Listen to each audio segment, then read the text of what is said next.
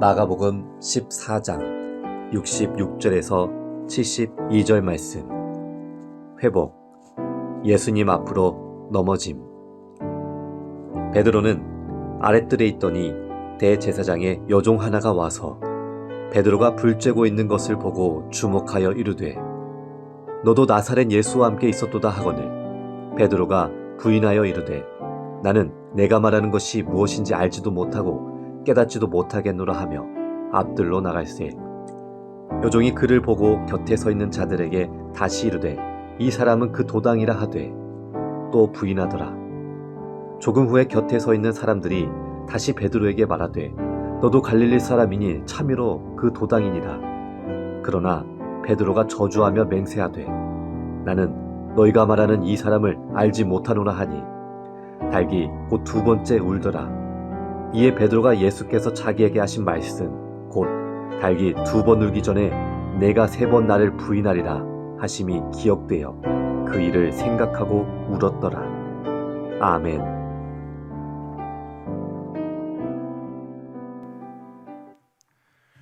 모든 것이 다 하나님의 은혜입니다. 하나님께 감사드리고 또 환영해 주신 여러분들 진심으로 사랑하고 축복합니다. 우리 옆에 계신 분들하고 이렇게 좀 환하게 좀 웃으시면서 그렇게 인사하세요. 주의 사랑으로 사랑합니다.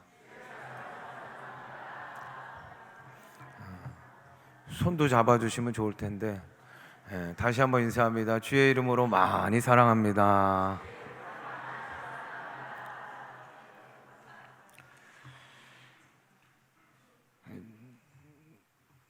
제가 부임하고 오늘 주일 예배는 첫 번째 시간입니다.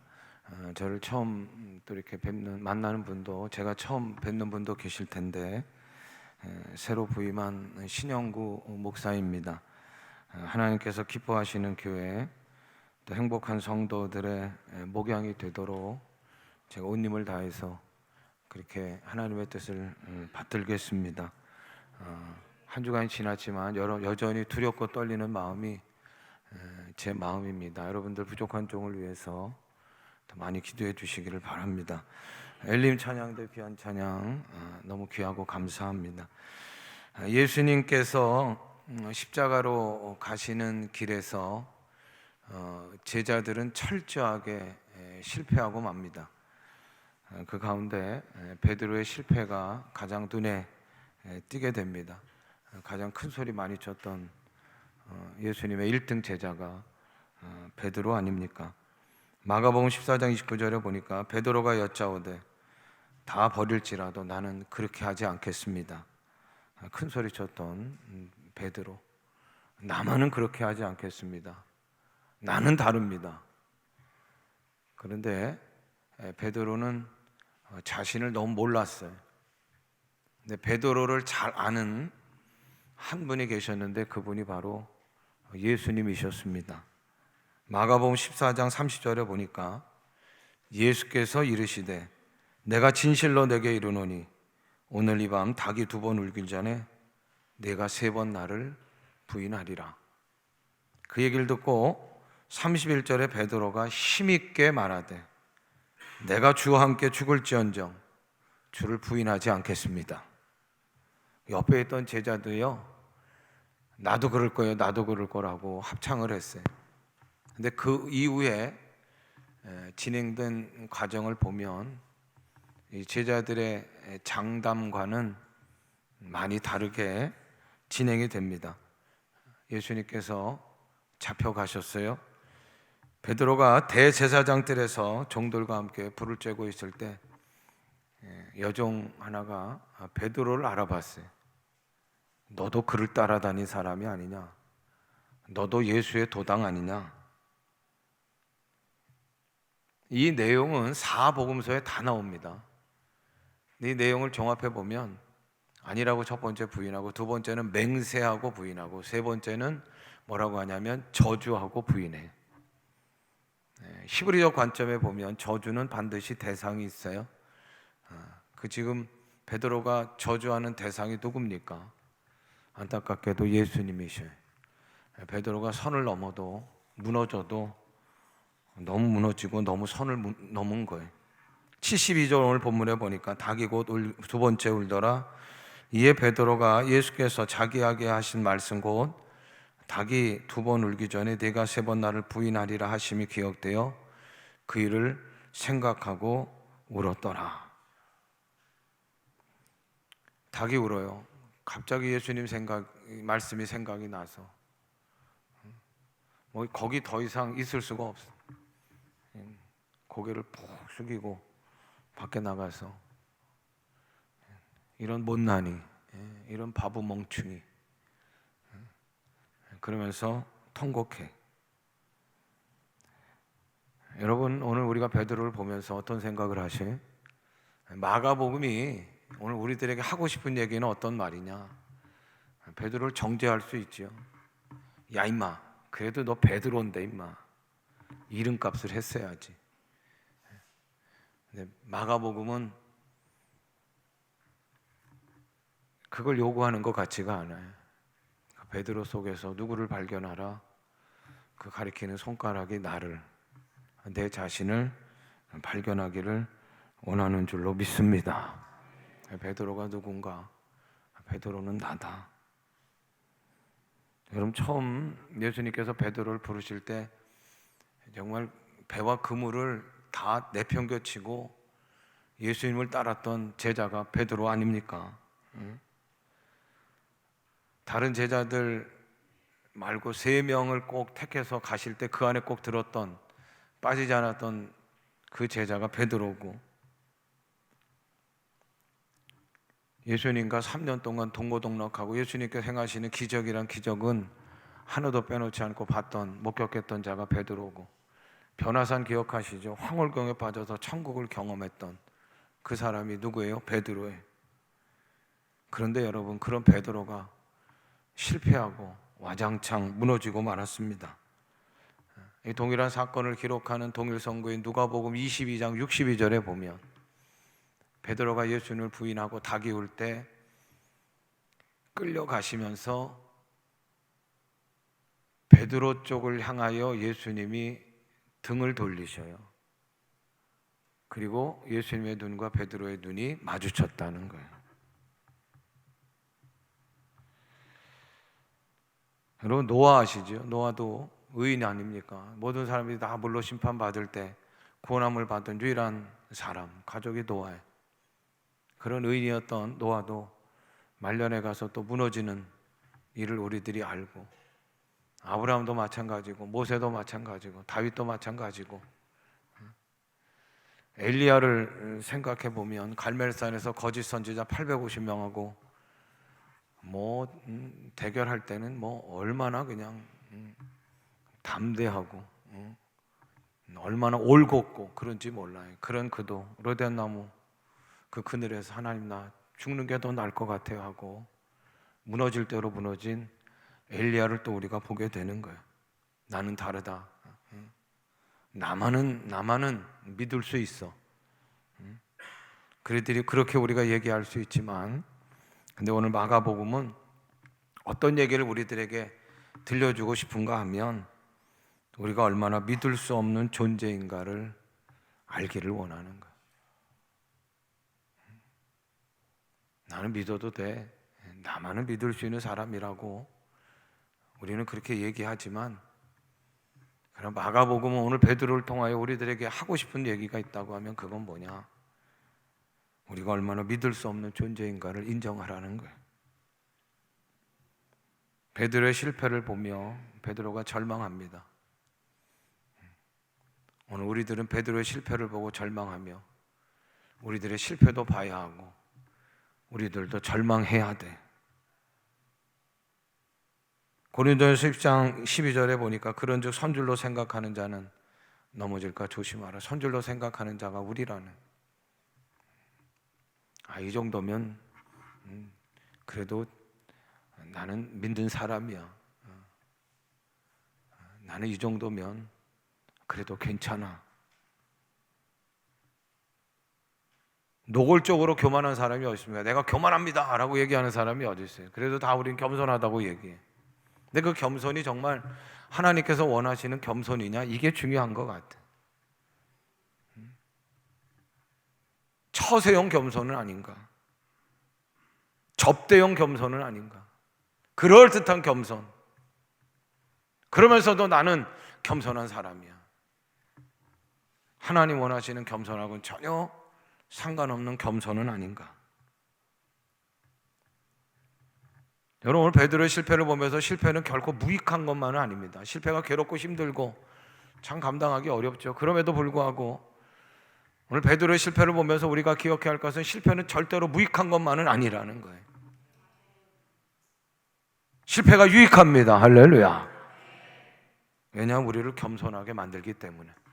왜냐하면 하나님이 원하시는 그 낮아짐의 자리로 우리를 내려가게 하기 때문에. 그래서 실패는 유익한 거예요. 하나님 우리를 언제 부르시느냐? 강할 때 안 부르십니다. 약할 때 부르셔요. 그 세상은 언제 불러요? 강한 사람은 부르잖아요. 근데 하나님은요, 강하면 하나님 쓰시기에 불편해 하시. 결함이 있고 연약함이 있고 약점이 있지만, 실패했고 무너졌지만 그 약함 때문에, 그 연약함 때문에, 그 무너짐 때문에 하나님만 의지합니다. 하나님 저를 도와주세요. 하나님이 필요합니다. 라고 하는 그 사람을 하나님을 쓰시는 거예요. 그럴 때 우리는 제대로 쓰임 받을 수 있는 거예요. 가룟 유다, 베드로하고 다른 점이 뭐 있어요? 여러분 똑같은 거예요. 아이고 가룟 유다 저 죽일 놈. 베드로는 그거보단 조금 낫지. 아니에요, 여러분. 그 죄의 그 무너짐의 경중은 그렇게 다른 게 아니에요. 근데 분명히 다른 게 있는데 그게 뭐냐면 무너져요, 똑같이. 그리고 똑같이 절망해요. 그럼에도 불구하고 베드로가 절망하면서 바라봤던 방향하고 가룟 유다가 절망하면서 바라봤던 방향의 차이가 다르다는 거예요. 마태복음 27장 3절. 가룟 유다의 절망의 방향은 어디인가? 같이 읽으시다. 그때 예수를 판 유다가 그의 정죄됨을 보고 스스로 뉘우쳐 근 30을 대제사장들과 장로들에게 도로 갖다 주. 5절 보세요. 읽어요. 유다가 은을 성소에 던져놓고 물러 어떻게 해요? 스스로 목매어 죽은지라. 여러분, 가룟 유다가 무너지고 절망해. 근데 절망의 방향이 어디예요? 스스로, 자기 자신. 근데 베드로는 예수님의 말씀이 생각나서 아이고 이런 멍충이, 이런 바보, 그 자리에 있을 수가 없어요. 밖에 나가서 그냥 고개를 떨구고 엉엉 울어 제끼는 거예요. 여러분, 베드로의 통곡은, 베드로의 절망은 분명히 어디로 향하는가? 그것은 예수님이셔요. 여러분, 이게 참 중요한 거예요. 오늘 말씀의 가장 중요한 부분이 이 부분이에요. 우리가 무너질 수 있어요. 우리가 실패할 수 있어요. 그래서 절망이 찾아온단 말이에요. 근데 그 절망의 방향이 어디가 돼야 되느냐? 가룟 유다처럼 스스로 자기 자신이 돼서는 안 되고 예수님이 되셔야 된다는 거예요. 예수님 앞에 절망해야 된다는 거예요. 예수님 앞에 넘어져야 된다는 거예요. 그럴 때 그 끝에서 하나님을 만나는 거예요. 그 끝에서 하나님의 능력을 붙드는 거예요. 바울은 자신의 약함을 자랑했어요. 고린도후서 12장 9절 같이 읽습니다. 나에게 이르시기를 내 은혜가 내게 족하도다. 이는 내 능력이 약한 데서 온전하여 짐이라 하신지라. 그러므로 도리어 크게 기뻐함으로 나의 여러 약한 것들에 대하여 자랑하리니 이는 그리스도의 능력이 내게 머물게 하려 함이라. 아멘. 경험적으로는 이 얘기가 이해가 안 돼요. 경험적으로는 약함과 우리들의 치부를 어떻게 합니까? 숨기잖아요, 숨기. 이 얘기는 경험적으로 이해가 되지 않아요. 일평생 여러분, 우리는 치부하고 연약함을 숨기면서 살려고 노력해. 우리가 언제 예민해져요? 언제 그렇게 막 노골적으로 화를 냅니까? 약점이 막 발견될 때 우리는 예민해지고, 누가 와서 내 연약함을 툭 건드릴 때 여러분, 그때 우리는 노골적으로 화가 나는 거예요. 근데 바울은 여러분 어떻게 자기 자신의 다른 것도 아니고 약함을, 연약함을 자랑한다고 할 수 있습니까? 그는 자기의 삶 속에서 이걸 경험하는 거예요. 자기가 약할 때 자기가 의지할 수 있는 분은 하나님이니까 하나님 앞에 나아가서 그 연약함을 구하고 하나님 도와주세요, 하나님의 능력을 구할 때, 그게 약할 때였지만 그때가 하나님의 강한 능력이 임할 때라. 그래서 나는 나의 약함을 자랑합니다. 하나님의 능력을 자랑하는 바울이 되는 거예요. 여러분, 왜 하나님 우리를 자꾸 내모셔? 우리를 자꾸 왜 깨트리셔? 우리를 자꾸 몰아붙이시는 것 같아. 하나님이 하시는 일을 우리가 다 할 수 없어요. 그렇죠? 우리가 어떻게 다 합니까? 하나님이 하시는 일을. 근데 왜 때로는 막 그냥 막 우리들을 막 약한 곳으로 밀어가고 막 우리들을 막 깨트리시고 우리들을 막 아프게 하시고 왜 그러시느냐? 다 이해할 수 없지만, 그러나 분명한 것 한 가지는 하나님이 찾으라는 거야. 나를 의지하라는 거예요. 내 능력을 힘입으라는 거예요. 하나님의 능력이 너의 능력이 되기를 원한다. 네가 강해지기를 원해. 고린도후서 12장 10절 읽습니다. 그러므로 내가 그리스도를 위하여 약한 것들과 능욕과 궁핍과 박해와 공고를 기뻐하노니 이는 내가 약한 그때 강함이라. 여러분, 믿음은, 신앙은요, 말씀은 역설이에요. 역설. 내가 약할 때 어떻게 강해? 근데 신앙은, 하나님의 능력은 우리가 약할 때 강함이라. 거꾸로 내가 강하다고 여길 때가 내가 가장 약할 때일 수 있어요. 그러니까 여러분들 막 큰 소리 친다고 무서워하지 말고, 그런 사람이 있으면 야, 너 떨고 있지, 그렇게 돼야지. 베드로가 왕창 깨졌어요. 무너질 대로 무너졌어요. 그런데 보세요, 우리가 무너지고 실패한 그 자리를 오늘 눈여겨서 보면 그 자리에 하나님께서 베드로를 향하여 새 일을 시작하고 계시는 것. 그게 뭐냐면 따라합니다. 회복입니다. 옆에 계신 분들하고 그렇게 인사하세요. 회복합시다. 회복합시다. 그러니까 여러분, 회복은 어디서 일어나는 거예요? 무너진 자리에서, 실패의 자리에서 회복은 시작되는. 그러니까 우리는 충분히 가능성이 있어. 따라합니다. 실패는 또 하나의 부르심입니다. 아멘 하시. 절망할 때가 은혜의 때입니다. 아멘 하시. 여러분, 내가 실패했을 때 두 가지 나를 이제 반응이 나오는데, 첫 번째는 실패했잖아요. 그러면 나를 지금까지 지키고 있던 울타리가 다 제거되는, 거품을 다 이제 제거된 나. 그러니까 실패가 딱 될 때 악하고 그냥 쓰러지고 주저앉고 산산조각이 나는 나가 있어요. 근데 반대로 어떤 나가 있냐면 오히려 내 자아가 막 억지를 부리고 강해질 때가 있어요. 그러니까 부인하는 거예요. 그 실패를 인정하지 않아. 부인하는 거예요. 아니, 응? 아니 이럴 리가 있나? 이럴 수 없어. 내가 실패했다고? 그 받아들이질 못하네. 막 그래서 막 속도 뒤집어지고 여기저기 가가지고 막 쾅쾅쾅 부딪히기도 하고. 응?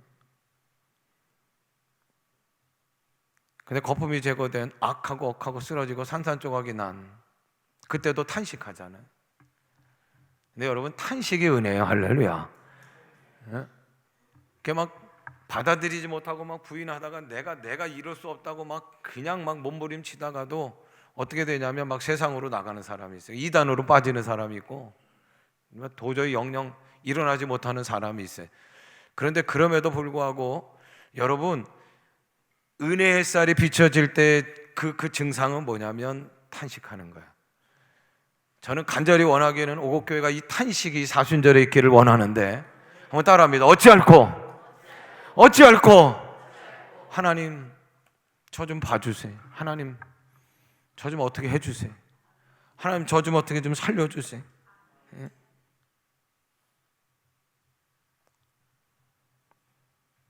실패의 지점이 은혜의 지점이 될 수 있음을 믿으시길 바라고, 여러분들의 믿음이 하나하나의 믿음이 합쳐져서 실패와 무너짐과 위기와 혼란의 그 지점을 은혜의 지점으로 바꿔내는 여러분들이 되시기를 간절히 원합니다.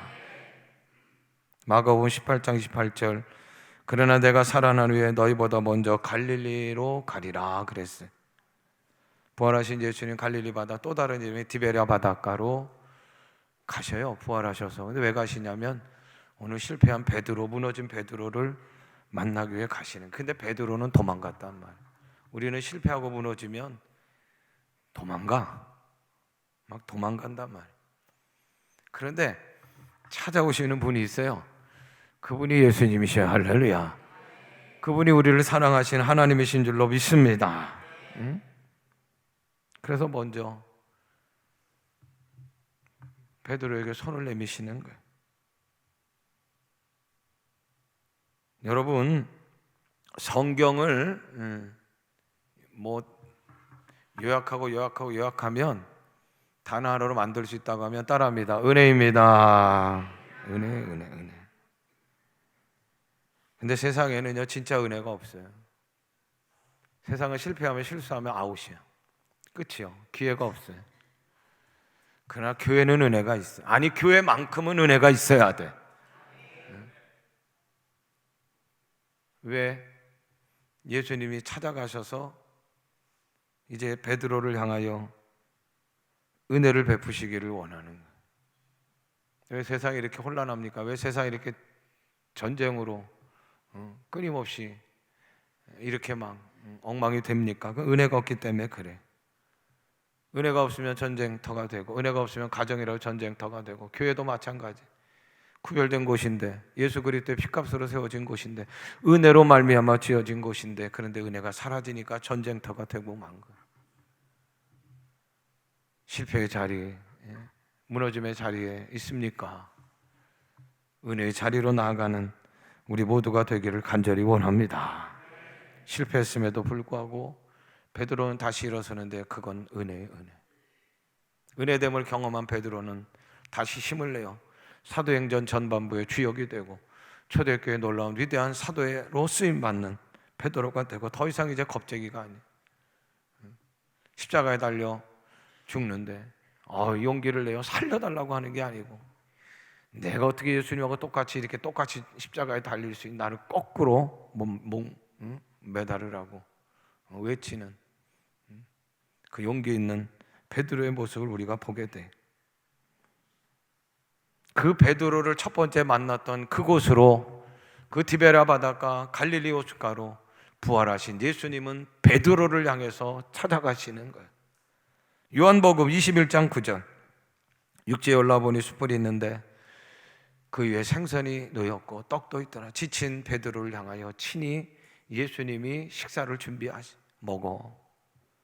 힘들지? 먹어. 베드로야, 먹어야지. 힘을 내야지. 그리고 요한복음 21장 15절 같이 읽어요. 시작. 그들이 조반 먹은 후에 예수께서 시몬 베드로에게 이르시되, 요한의 아들 시몬아, 내가 이 사람들보다 더 나를 사랑하느냐 하시니, 이르되 주님, 그러하나 내가 주님을 사랑하는 줄 주님께서 아시나이다. 이르시되 내 어린 양을 먹이라 하시고, 베드로가 부인한 세 번의 횟수 그대로 예수님은 베드로에게 물어보시, 네가 나를 사랑하느냐?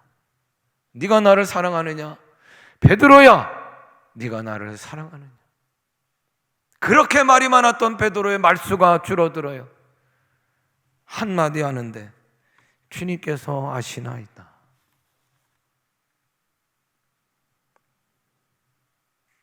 야 임마, 너 왜 나를 부인했어? 너만은 믿었는데. 그리고 재발 방지 약속을 받으려고 오신 것도 아니에요. 다른 거 얘기하시려고 오신 게 아니에요. 한 가지 확인하려고, 한 가지 다시 베드로에게 주시려고 오셨는데, 그게 뭐냐? 네가 나를 사랑하느냐? 사랑해, 사랑. 사랑이면 충분한 줄로 믿습니다. 네가 나를 사랑하느냐? 여러분, 우리가 헌신한다고 하면 얼마나 헌신해? 예수님께서 만점이야 100점이라고 할 수 있는 헌신, 내가 봉사한다고 하면 얼마나 봉사합니까? 100점짜리 만점짜리 봉사할 수 있어요? 가만히 보면 봉사하는 것보다도, 헌신하는 것보다도 예수님 마음 아프게 했던 횟수가 그 일이 더 많지 않아요? 우리가 거기서 거기 아닙니까? 우리가 할 수 있는 게 뭘 그렇게 많아요? 우리가 정말 회복해야 하고, 우리가 정말 뜨거워져야 하고, 우리가 정말 경쟁해야 될 것, 그건 다른 게 아니에요. 예수님, 나는 예수님 사랑합니다.